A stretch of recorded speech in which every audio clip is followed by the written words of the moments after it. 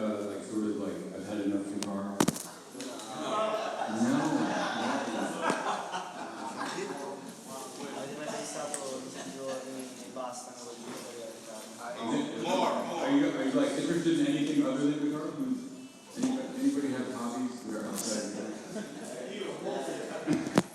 What do you like? I'm a tattooer. You what? Tattoo artist. Ah, I do this for living. that makes So sense. my hobby is actually guitar, not like That's so cool. They merge. That merge. yeah, actually guitar helps me to disconnect from the others. Absolutely. Tell me somebody else. What do you like? Are you really? That's kind of cool. What? Sorry, I do trail running. Trail running. What's the distance? I go up to 50. Wow. Wow.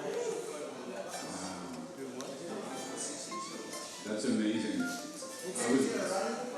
Sorry? You can hear running with the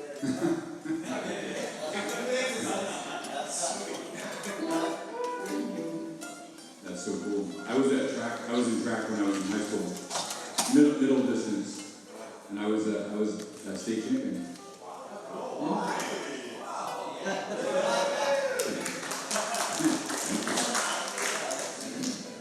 Yeah. Anything else? You guys? I do powerlifting. Powerlifting, really nice. It's kind of cool. Any of you guys Michael Jackson fans? I feel like 3 people. There you go, 8 people. Have you ever heard Jennifer Batten? She's badass, right? I met her in around 94, 95, and she told me that she was going to be leaving the Michael Jackson tour, and that she was going to recommend me. Can you imagine, really try to picture this? I had a little deal on shrapnel, small label like shrapnel, but then there was an opportunity to have this gigantic gig, and it kind of didn't happen. But she did tell me that, I don't really know exactly what happened. Actually, it did happen, but it didn't happen then. It happened like a year or two later. And she basically said that she was going to have to leave at some point because her mother was ill. And so she gave me, she recorded all of her guitar parts. She basically had a rehearsal. She put the microphone next to her amp so I could hear specifically what she was doing. And she was using some effects processor that was popular back then. I don't remember what it was called. It wasn't that. No, but it was. What I'm talking from. What was it? No. No. I had to use that on the NSYNC thing. That's what we had to use. Crazy. But whatever it was a digital thing. But anyway, so she actually was polite enough to show me all her parts, or at least let me hear them, and then also tell me the presets that were on this unit. So it was cool, and I practiced all these songs for like a long time, and you have to remember that in like 1996, there was no cell phones really yet, So I didn't want to leave the house because she said, you might get that phone call at some point. So be ready. If they call you, be ready. So I'm like, oh man. And I'm just giving up all these. I was passing up a lot of opportunities. I had a chance to go to Japan at one point. And I remember I turned it down because I didn't want to lose this gig.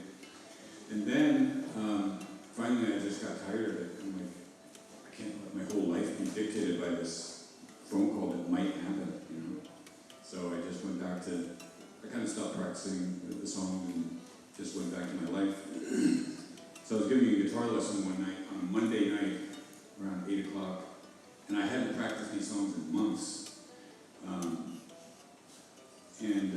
I got a phone call, like a frantic phone call from this guy who's the music director for Michael Jackson, and he says, we need you on an airplane tomorrow morning at 6 o'clock. since August. Yeah. And I was like,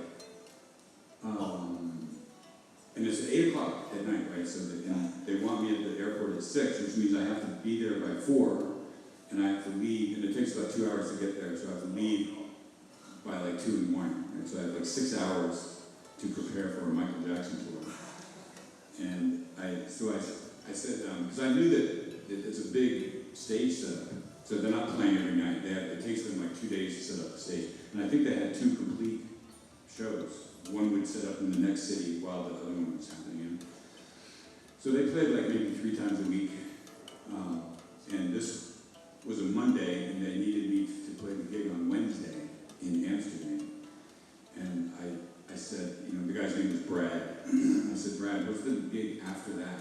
And he said, Friday. I said, you let me have the Friday gig. I promise you I can be ready. He's like, no, we need you right now. If you can't do it now, then I'm going to have to find somebody else. So I'm like, oh, fuck. So I agreed to do it, but I was like, so you have to imagine, I have to leave in like 6 hours. And so I grabbed, like back then there was Walkmans, the equivalent to like the pre-iPod, and I'm just listening to this stuff, and I'm like fully, I'm after doing laundry, right? And I'm like, running out to the convenience store and trying to get stuff, and I'm just trying to get as prepared as possible, as quick as possible. I remember I had to, there was something that happened with guitar strings. I don't know, like my box of guitar strings was in some other location. I don't remember what happened, but it was crazy. And then, so I do it. I get to the airport at 4 o'clock in the morning, and it was a Concorde flight. So back then they had the Concorde flight. So you could get to Europe in like 4 hours. And so once again, I'm just listening to everything, and I'm just trying to absorb it and remember. Look at all these notes that I wrote down, the presets. So I get to Amsterdam on Tuesday afternoon, and they introduced me to all the management team and everybody, and then we're gonna have a rehearsal the next day. So the next day is the show, right? So it's Tuesday. I had a little bit of time in my hotel room to kind of listen some more, but I'm really nervous because I don't know the stuff that well. And the next morning they want to do a rehearsal, which is the day of the show. So we have to meet on stage at like 11 o'clock, and then and that's it. So I'm like, wow, okay. So, and plus the band is irritated because they've been on tour now for months, right? And they're used to going out and partying and sleeping in. So now the new guy is forcing them to have to get up at 10 o'clock. So they're all pissed off at me.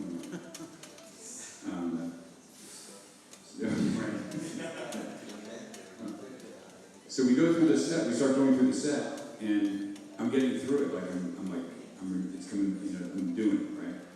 I'm like, I think we can get through this. This is cool. It's gonna work. I'm starting to get relaxed a little bit.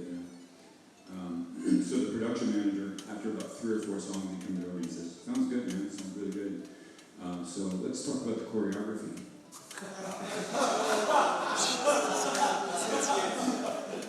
I was like, and it's a lot. I mean, if you've ever watched the show, and the guitar player, the lead guitar player, is the only one who actually interacts with Michael and has to go over and do shit around the stage. You gotta be kidding me. So he's describing all this stuff that has to happen, and I'm like, I have to write down, and I have to take notes. And one of the things that he was talking about was this pyrotechnic guitar, literally an explosive device shaped like a guitar. And at some point during the show, I'm supposed to have this guitar, and I have to go like out, the stage right, and then I have to hit a switch, and that like ignites something. And I have to wait for Michael to come around, and he goes over here, then I run in front of the stage, I hit the second switch, and it's like, you gotta be careful at that point, because now you've ignited the such and such. And then he's like, and then when you see Michael come this way, you go out on the catwalk with him, and then you're gonna hold the guitar like this, and you're gonna hit the last switch, and it's gonna shoot this explosive out of the headstock. And he's talking talking really fast, right? And he's like, just switch number 3. And then he says, and when you hit the third switch, you hold it away from your, you don't want to blow your, hold it away from yourself. You don't want to blow your face off. So I'm like, but it was much faster than that. He's just like, yeah, it's easy, just. Wow. So it became crazy. I remember she had her pedal board or her pedal thing, and I had to create this gigantic, like, poster-size cheat sheet, basically, because it would be like song number 1, verse, preset, 031, pre-chorus, preset, 150, back to verse, chorus, preset, 019, and then, song 2, same kind of thing, except, second verse, step forward, spin around twice, wait for dancer, get back in place, preset, like all this crazy shit. So it was nuts. I don't know, in this industry, like those types of surprises get thrown at you quite a bit. Maybe not that extreme. That was an extreme one. But I can imagine. Has anybody ever had a situation that was just kind of like, oh my God, I don't know if I can do this? That was your Michael Jackson game? I had to go from Argentina to France, flight cancellation, and I had to start the full practice. Next same day I arrived without sleeping, like the guy I didn't know in person, didn't know the measurements, and I started because like this is pretty improvised. It's really important I think it's really important to be ready for those things because, we always think like, man, once I'm making money doing this, everything's going to be easy. But it's just not like that. In fact, it's more often not like that, at least for me, I cannot tell you how many times I had to, like on a clinic tour, I'll get off an airplane and, the guy, the chaperone or whoever's running the thing, picks me up at the airport, and I'm thinking, so we're going to go back to the hotel, get something to eat, relax a little bit, and then we'll go to no, we have to go straight to the music store now. And it's like freezing cold, right? And for some reason the music store guy likes to have the door wide open, right? And when I get there, there's already people there, and I got to set up while everyone's standing there watching me. It's like, oh my God, could it possibly be more uncomfortable? But that's the industry, so it's good. For me, it's been good to go. It's good to go through that stuff because when things are right, it's really, really good. For the higher level. Mm-hmm. Do you know if you have to sign some sort of agreement to say, like, if I blow my face off, I have been informed that this will be. I didn't. Okay. I didn't have to, no. Yeah, or maybe.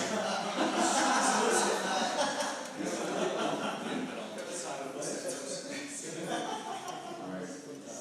So just to finish the story, playing the whole thing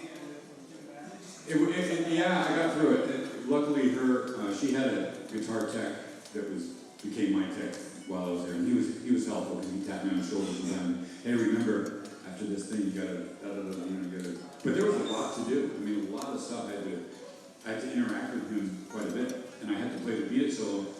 Actually, I had to play the beat it solo with a wig on. I had to play the whole show with a wig on.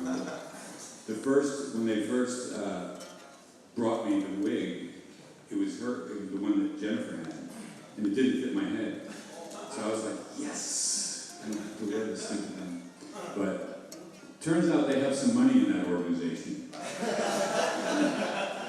So they got a new one for me. And they were like, here you go.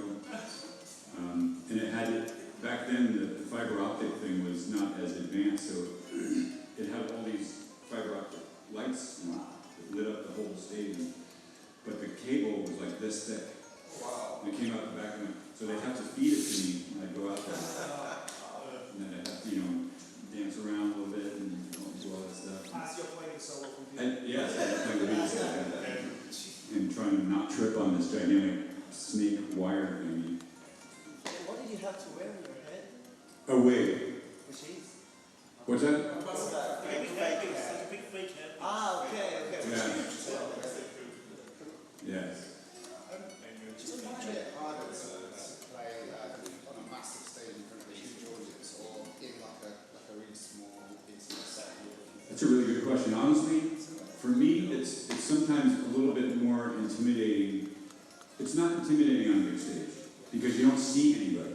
It's just a two-dimensional wall of one thing, right? You don't see faces and expressions, and it's like, you know, it's not like... What's that? Right. Yeah, that's true. You don't, like literally don't see things sometimes because there's lights in your face. Yeah, I don't get that nervous, or at least with that thing. Maybe if I was doing my own thing on, you know, the audience that side. I mean, it's crazy to go from a maximum crowd of, say, 800 people prior to that to 65,000. It's kind of weird. It's like, it's very surreal. Was the rehearsal with Michael or without, and was it the full show? I don't think we did the full show. We went through about maybe a third of it, and Michael was not there. Nobody saw him until right before we went on. So you met him only during the real show? Yes, yes.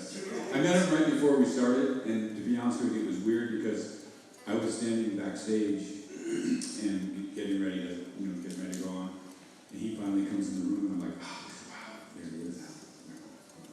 But I didn't realize I was standing right in front of this thing that had his clothes hanging on it, or some shirt that he needed. So I'm right in front of it, and he's like walking right towards me, and I'm like, why is he walking right towards me? Oh my God, what's he doing? Why is he coming over here? And then he walks right up to me, and he's like, excuse me, I need to get...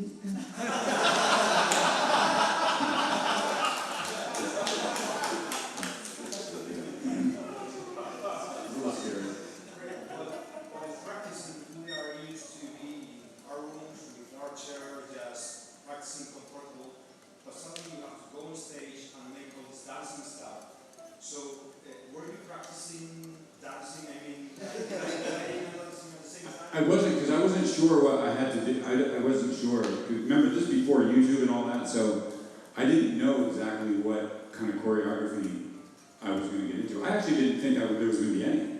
I didn't. She never told me that part. She said that there's a digital thing I got to memorize. Parts I got to memorize. She never said get your dancing chops on. Maybe she assumed you were already good. Maybe. Awesome. There was something else I wanted to say about that. It was kind of crazy. When Jennifer came back,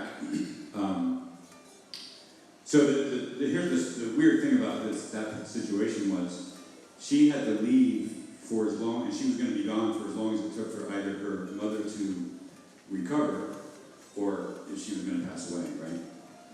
So it was kind of a weird thing for me because they were paying a lot of money, and like a lot of money, to the point where it was like, are you going to wear a wig? Yep. And if they would have said, are you going to wear a bikini? I probably would have said, yep. I would have said yes. But anyway, it only lasted about 5 weeks, and then Jennifer came back. Unfortunately, her mom passed away. So when she came back, she wanted to go right back to work, and they didn't send me off until they saw her, until she landed. So that the day that she got there, we had a gig, and I said, do you want to play tonight? Do you want me to play? And who do you want? And she's like, no, I definitely want to start playing. So I got a chance to watch the show. It was kind of cool. And I'm about to say some stuff that could get me arrested, but I don't care. You guys are worth it.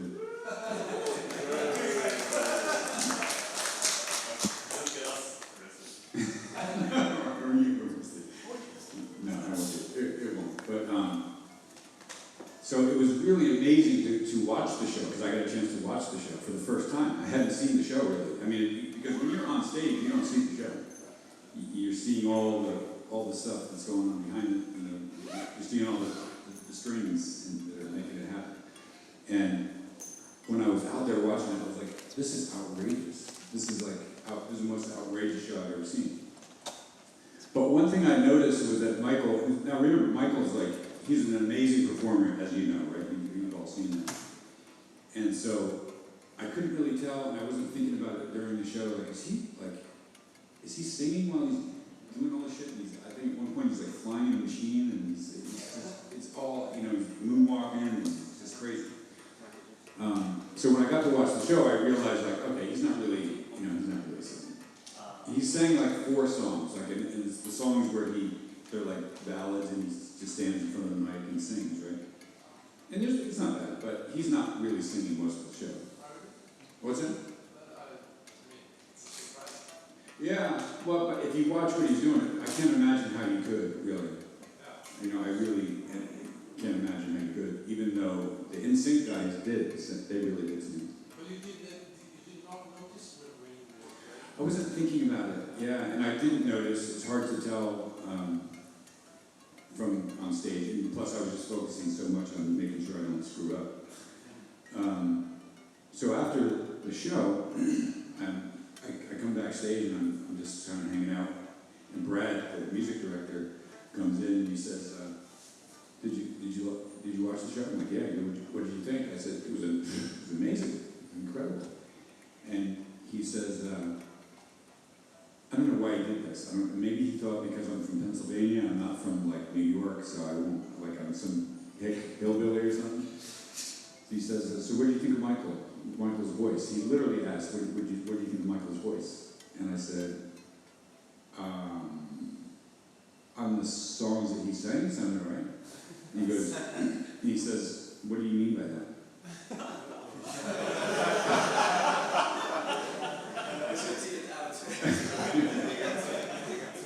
I said, "Brad, come on." I mean, I literally just looked at him like, "Come on."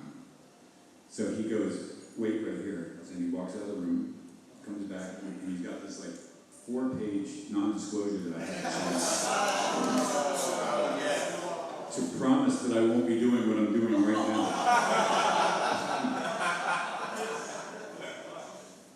We know about this. Now we have the silent agreement. I'd be interested to know, like looking back at this, do you think it was, like, besides the financial aspect, it probably was awesome, like, do you think it was helpful for your career? I think, oh yeah, absolutely. Like, Well, let me tell you how helpful it was, right? This is another funny story. So, a buddy of mine, or a guy, it's now a buddy of mine, was the guitar player for Britney Spears, right? And Britney Spears was playing in the town that I lived in, which was Easton, Pennsylvania at the time. And he contacted me via email and just wanted to know if he could take some lessons, because Britney was going to be in town and they were going to stay there. They're going to be there for like 3 days. So he thought, I wonder if I could get some lessons from Howe. So he contacts me, and I said, yeah. And so when I met him, we became kind of friends, and I said, and he was telling me about the gigs, and at that time I wasn't really doing much. I was sort of like looking for things to do. I was just thinking to myself, it would be nice to have a gig like this, travel around and not have to practice a lot. And so I was asking him about it, and he said, I could hook you up, no problem. I know the music director, the same music director that set up NSYNC, did Britney Spears, also did Backstreet Boys, also did all these bands. And he's like, I could get one of these gigs, and I'm like, yeah, that would be great. So he tells me to meet the music director who lived about 50 miles from there. He had to meet the guy like at some point within the next few weeks. And he said, you should come over to his house that day while I'm there. Meet, play guitar a little bit, he'll hear you, he'll hook you up. So I did that. It was really awkward, right? Because I show up at this guy's house who I don't even know. It was just weird. And I remember he answers the door and he kind of looks me up and down a little bit, and I said, I'm the friend of Skip, and he said, all right, he says, come in. And he's really kind of, he's sort of like, you can hang out, but stay out of my way because I'm doing stuff, I'm working, right? So I get downstairs where his studio area was, and Skip was in there. And Skip, every time Kevin would leave, the guy's name is Kevin, every time Kevin would leave, Skip would be like, man, get your guitar out, start playing. He said, plug in, start playing. So when he comes in, he'll hear you. I'm like, this is weird, Skip. This is just weird. Like, no, you gotta do it. So I do. I plug in and I start playing a little bit, and Kevin comes back in and he kind of listens a little bit, and he's like, okay, yeah, whatever. And then he's doing some stuff, and he was doing some stuff with mixes, and he'd leave the room again, and Skip's like, dude, you gotta turn up a little bit. And then he grabs one of my albums, or I think one of my CDs, and he puts it in, and Kevin comes back in, and he fast forwards like the solo, and Kevin comes in, and he's like, who's that? And Skip's like, that's him, man. That's this guy. That's it. He's like, oh, really? Okay, it's cool. It's all right. And he doesn't make a big deal out of it. So the day's going on, and I'm just feeling really awkward, like really weird. And I'm like, why am I here? This is so strange. So they're talking, Skip and Kevin are talking, and at one point, Skip says, well, I just figured I'd bring Greg up. This is the guy that played with Michael. He's like, you played with Michael? I'm like, he changed his whole thing, just to answer your question. It went from like, who is this guy, to like, I remember it was, honestly, I was like sitting in that chair and he's like,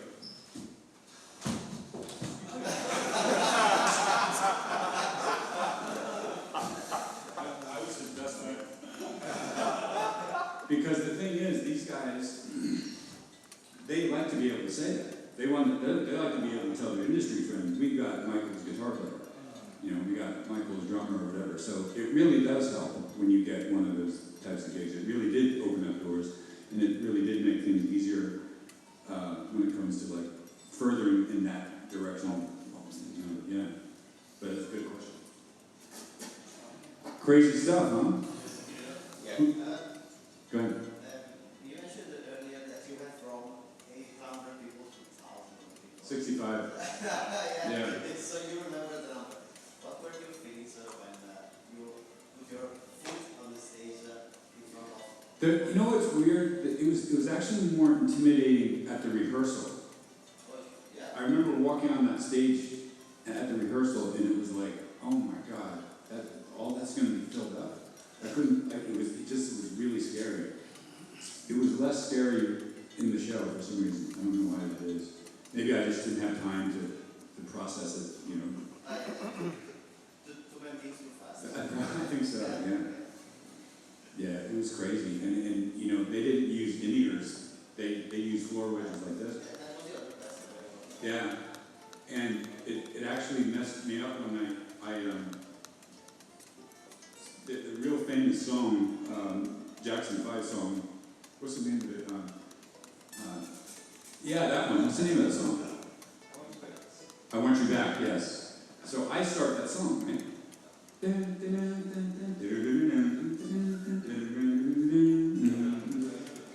So the drummer counts it off, and I do it like it's me, right? And I remember one night I did it, and the whole band like looks at me, and I'm like, "What's your problem? What are you guys looking at me for?" And when the band came in, it was at this weird time. It wasn't right because really I wasn't right because I heard the echo of the drumsticks.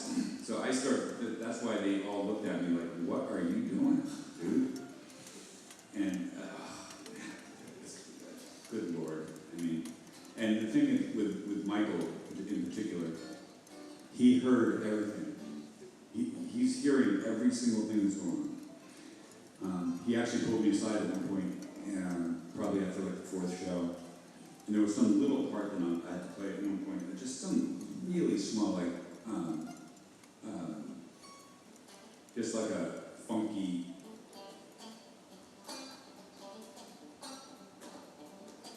that kind of thing, right? And it's in the middle of all this shit, like 2 keyboards, a bass player, another rhythm guitar player, all this stuff. And same thing, after the show, this one show, I'm walking back to the hotel room, and he's like behind me, and I'm like, that's weird, that's Michael Jackson, right behind me.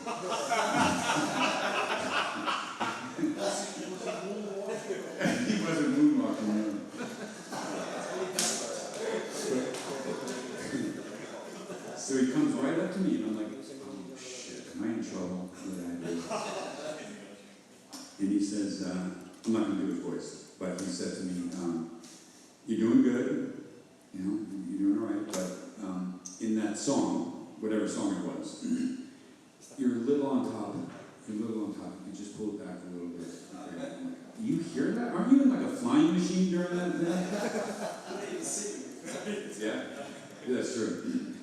He was a guy he's listening, because I think he's really, the way he moves and stuff, I think he's vibing off of what it feels like. So every detail of that matters to him, you know. Cool stuff. Anyway, you guys feel like a final day jam a little bit? You gonna say something? Oh yeah, let's do it. Yes. This is not a micro per se, but it's, I'm sure, like, as people who practice often and everything, we see that there are things that we can do, and we are working on those. And from where you are right now, there's like years and years of experience, and having worked as a artist. Mm-hmm. Do you feel that you still have things to work on as a musician? Oh, Because I imagine, like, there must be no end. there's no end to it, no. And it's really good for me. I'm going to be honest with you. The last few years for me have been a little strange. I didn't hear the question. He was saying, when it comes to somebody like me who's been doing this forever, do I still? But do you still have? Are there? Like, oh, I'm not good at this. I need to improve on this. Like, Yes. the need for improvements. It never ends. Yeah, never stays. Do I still have the need to try to improve? And I do. You know, sometimes the motivation or the inspiration isn't the same as it was when I was young. Because when you're young, you kind of like you want to do everything. Like, I'm going to be the best at this. I heard this guy playing this stuff. I'm going to be the best at that. And then you realize as you get older that it's not realistic.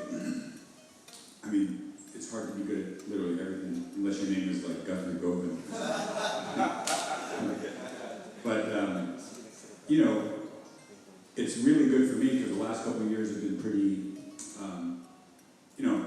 I've had some challenges the last couple of years in my personal life, and so the guitar has just been kind of like, whatever. But it's really nice coming here and hearing all you guys, and Tom and Josh and Jack, and it re-motivates me because it's like, wow, you're reminded of where things can go, where things can be, and it's really cool. So, but I don't think it ever ends. It was really funny on Rick Beato, right? You guys watch Rick Beato. John Schofield was on like a year or two ago, and I don't know why the guy. He plays great, but he looks really old now. I don't know what's going on with that.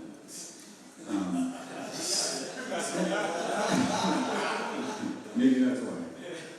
But it was funny because at one point I'm watching this interview, and Rick asks like kind of the same questions, like, what do you've been doing this forever, you play with everyone, and what do you do? He's like, I'm working on my picking.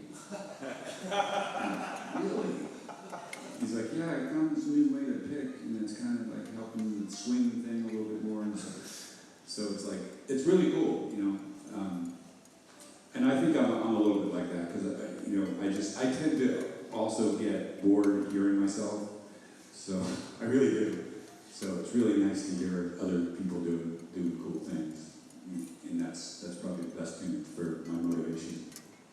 Yeah, sometimes you get very surprising answers if you ask people what kind of music they like to listen to. Mm-hmm. And so I'd like to know, do you listen to a lot of guitar music, or is it like a totally different thing? I really don't, and I need to, because I think here, honestly, if I'm to be truthful with you, when I was young, I was so into it, and I was just absorbed. I would list everything, music, and just guitars and sax, and what's that guy doing? What is that scale, and how do you address that? And it was so much of a thing for me, and I think I kind of burned out on it, right? but like if you were to look at my MP3 collection right now, it is like pure guilty pleasures. It's just like Madonna's greatest hits, and it goes downhill from there. So it is hard for me sometimes to get motivated to hear crazy advanced music, but I feel like it's coming back a little bit, especially when, like again, when I'm in an environment like this, it reignites some of that. So thank you guys, I appreciate it, because actually and I really mean that.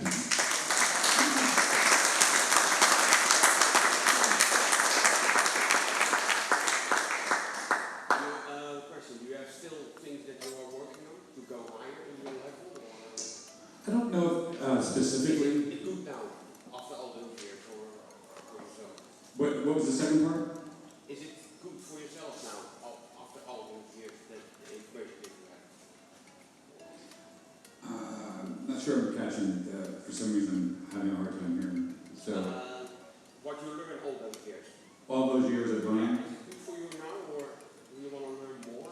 Of course, I always want to learn more. Yeah. In fact, honestly, I'm not. I get envious sometimes of certain artists who put out albums that, it's like they find their style and they put out an album, and then their second album, very similar. Yeah. And then another album, very similar, and they're cool with that because it's like, this is what I do. I'm not. I wish I was like that way. The problem with me is that I'm not. I'm not inspired unless I'm sort of. There's got to be some element of exploring uncharted territory for me. Like It's like ACDC or it has to be some of that. Yeah. Happy album, so Yeah. it's great, but Yeah, so and for me it's cool because my albums, I think my albums all have very distinct personalities. exactly. It's bad because a lot of times there are so many things I used to do that I don't do anymore, or things I do now. So people will be like, hey, that lick you did on Parallax in the second song, can you show me that? Oh, the one I did 26 years ago? Yeah.